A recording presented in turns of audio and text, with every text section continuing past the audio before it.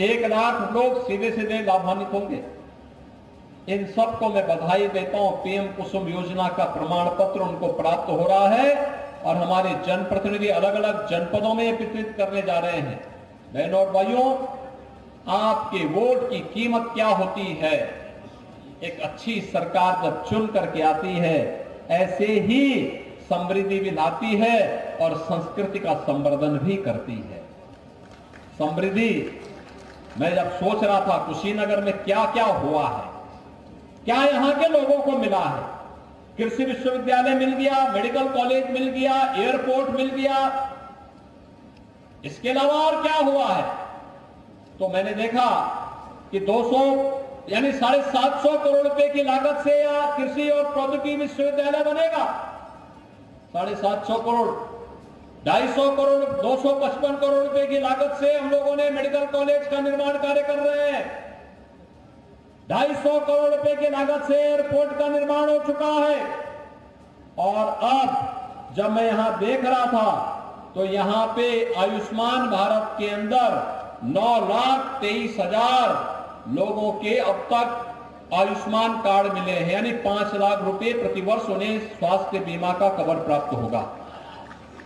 प्रधानमंत्री किसान सम्मान निधि के अंतर्गत 6,29,000 किसानों को 6,000 रुपए सालाना यहां पर प्राप्त हो रही है।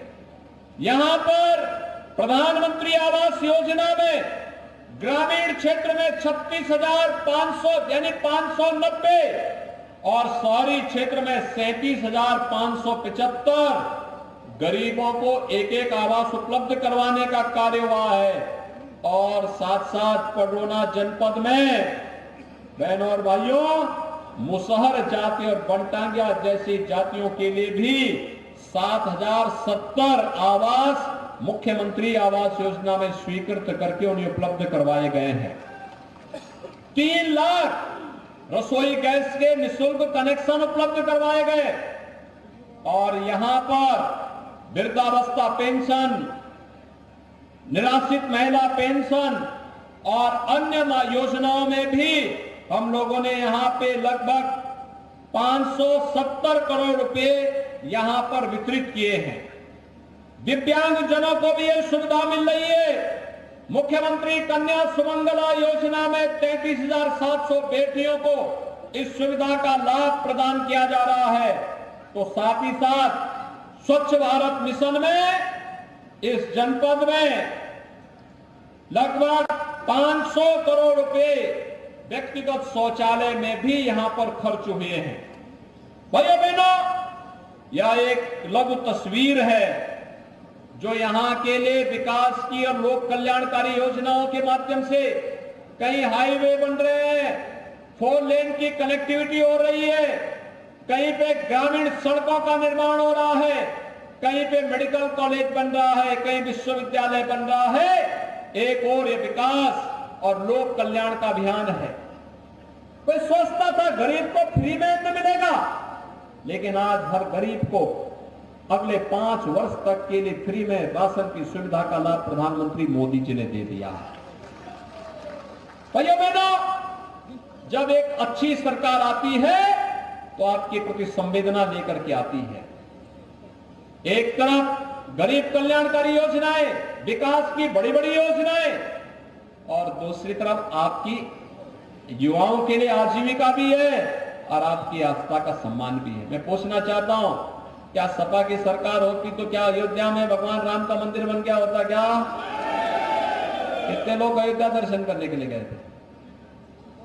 वाह भाई, पूरा कुशीनगर हो गया। आगे आप मुझे बताइए, क्या ये काम कांग्रेस के लोग कर पाते, सपा के लोग कर पाते, बहुजन समाजवादी पार्टी के लोग कर पाते? यह काम केवल डबल इंजन की भाजपा की सरकार ही करेगी। इसके लिए हमें प्रधानमंत्री मोदी जी के प्रति आभार व्यक्त करना चाहिए और इस बात के लिए आश्वस्त होना चाहिए जो देश की आवाज है, और वो आवाज है फिर एक बार, फिर एक बार, फिर एक बार, फिर एक बार। सभी लोग सहमत हैं? फिर एक बार मोदी सरकार, अगर विकास और समृद्धि चाहिए, इसके लिए लक्ष्मी जी की कृपा भी चाहिए, और लक्ष्मी जी की कृपा कमल में बैठ करके ही होती है। सहमत है ना? सहमत है ना?